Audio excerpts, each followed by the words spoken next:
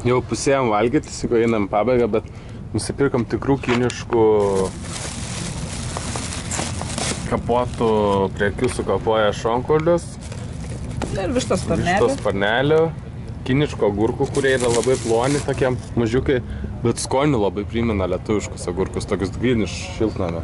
Šiltnaminius. Jo. Ir pomidorų skonis irgi grinai kaip iš šiltnamio. Na, nesintetiniai. Dar pasiėmėm... Aišku, dėžę makaronų, kaip priklauso. Kiniškų, kurių skonis kaip kapotų kaulų. Taip pat įdomesnių tokių desertų paėmėm tokių bananų. Pamatykit, kokio yra storio bananas. Kiniški bananai. Paskiau tų vyšnių. Vyšnių kibiriuko. Vyšnios labai taip gerai atrodo. Dar neragėjom. Labai skani tai arbata. Arbata. Su pienu arbata, labai skani. Tailandietiškas arbata su pienu. Dar pasiėmėm braškių, bet čia iš anksčiau.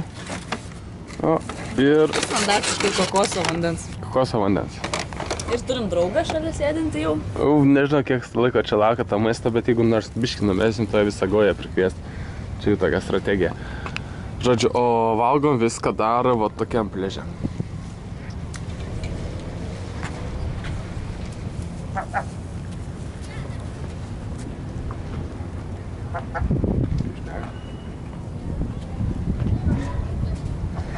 Patikėsit, ar ne, San Franciske būna šilta.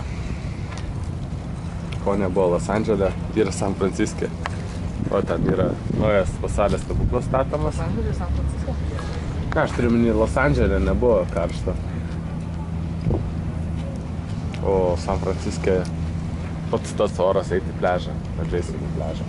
Valgom. Gal nelabai matosi, bet yra plaukiančių žmonių. Na. Nors čia ir laivai aplinkui, bet vietiniai dažnai eina maudytis. Tai jie skaito, kad čia labai gerai, nes yra apsauga nuo visokių įplaukiančių gyvūnų nuo vandenino. Skanaus, kad valgot. Mūsų tokiu Alcatraso vaistus atsisveikinam.